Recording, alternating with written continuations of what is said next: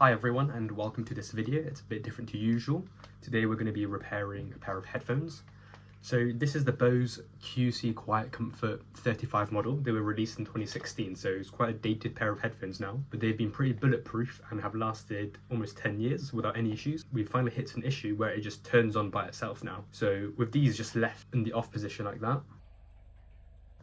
sometimes the lights will just turn on by itself and it will just connect to my laptop or connect to my phone, and therefore it just drains the battery, and when I'm trying to watch something on my phone I can't hear anything coming out of the phone because it's connected to these headphones which are in its case inside here.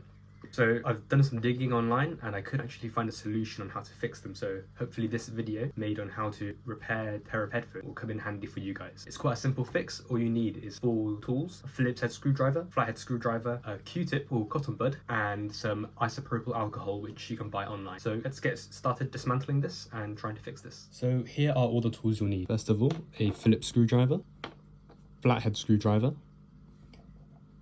some isopropyl alcohol. So I've bought a litre bottle of this online, and then I've got a spray bottle to put it in, atomizes the spray, and then some cotton buds. These are like 75p for a box of 300, so it's all pretty cheap materials. The most expensive probably being the isopropyl alcohol, but then you can use that repairing many things in the future. So let's get started with taking the headphones apart.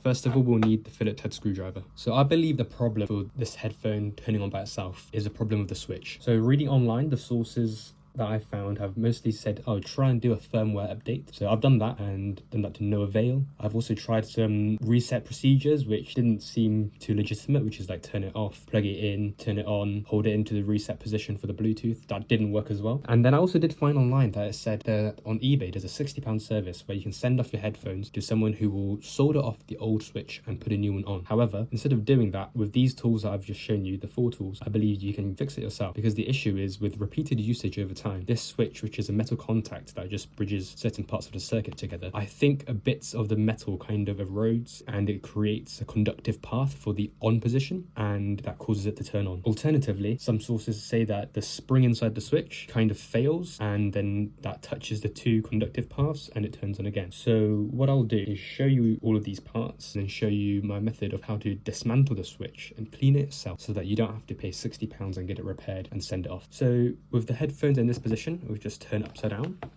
and first of all we've got to remove this foam piece for the headphones. These are also something you can buy online for I think just under £10 on Amazon, and replace the foam pads when they wear out, which is an easy repair. So just give them a pull.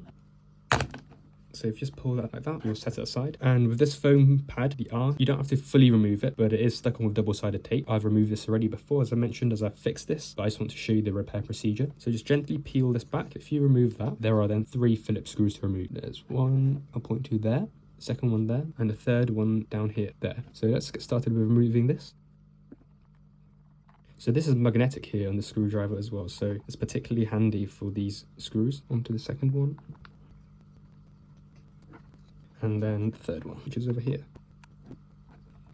So we'll place these 3 screws to the side, over there, and we're done on everything on this side of the headphone, so we'll flip it back over again.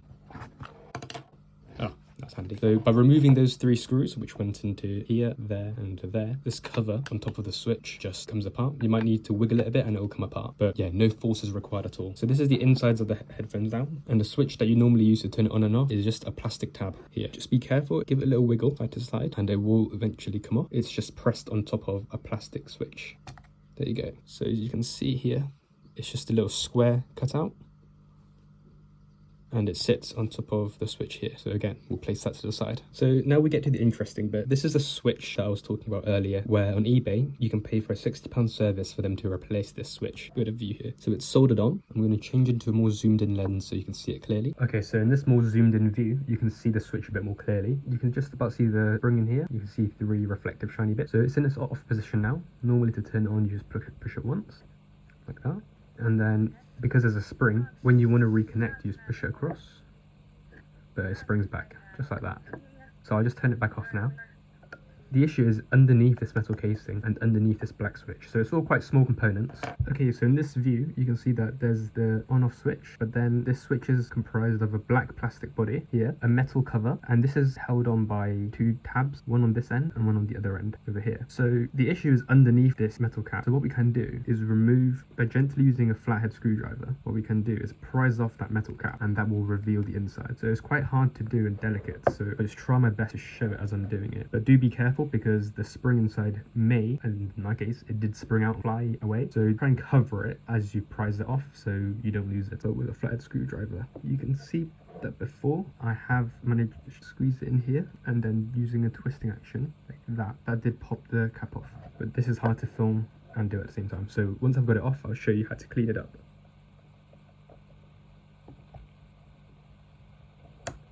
There we go, finally. So I managed to wedge it underneath and then twist it a little bit, and that's popped the cap off. You can see I've bent both sides. So I'm just going to use a screwdriver, flatten this back down. There we go. This is repaired for later. And now we can have a look at where the problem normally resides. So this is the switch that does your off, on and reconnect, and you can see there's a spring in there. So we're going to very carefully, and we're quite lucky that this didn't spring out and fly away. What I'm going to do is lift up the switch and gently release the tension in the spring by gently moving across. And you can see how this is designed. So you can see these different tracks. Let's call this 1, 2, 3 and 4. Between 1 and 2 we are off, between 2 and 3 we are on, and between 3 and 4 that's the reconnect phase. So normally what's going on at the moment is when the switch is in its off position between 1 and 2, sometimes it still just turns on. These tracks are quite clean now because I have done this fix already and cleaned it out a couple of weeks ago, and I've had no issue since. But I believe that over time the metal channel wears a bit, and because there's such a tiny gap between these switches, the metal fragments just conduct between 2 and 3 and causes the headphones to turn on. So I'm zoomed in now so it doesn't look like a huge gap, but I'll compare it with the end of a needle, and you can see the thickness of this needle is thicker than the gap on that electronic track, and those channels are just bridged together with this simple switch here.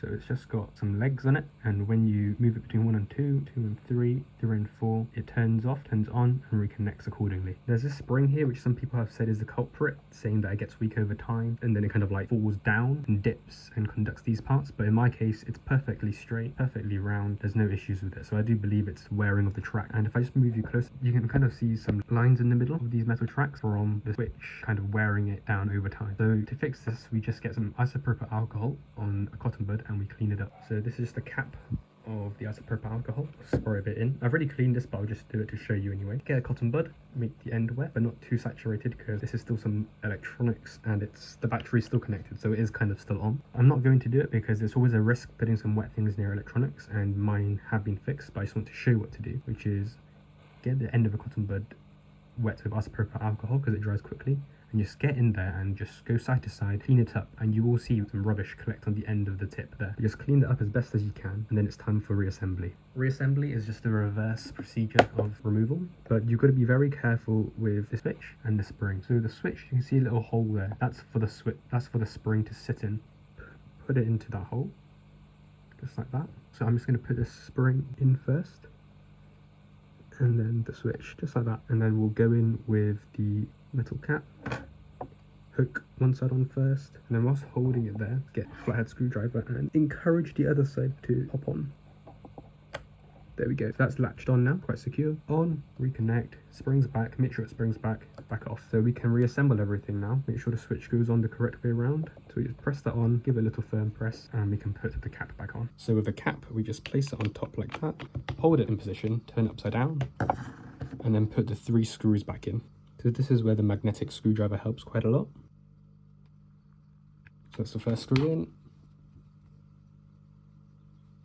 Grab a second. And the third. So now that that's in, you can grab this ear cover again to get this on. Oh, that actually wasn't that bad this time. But yeah, we're all done. Oh, no, it's not fully on. It's popped up. There we go, that's slotted in. So we're all done now, it's fully repaired, and we'll get some good usage out of these headphones for another few years. Battery still lasts a long time, even though it's coming up to 10 years old. And hopefully this fix saves you £60 and you don't have to send it off, be without headphones for a few days But with these simple tools, tweezers are quite handy with fixing this pair of headphones because the switch and the spring are very small. And please be careful not to lose the spring. Hope this saves you guys a bit of money and hope it works.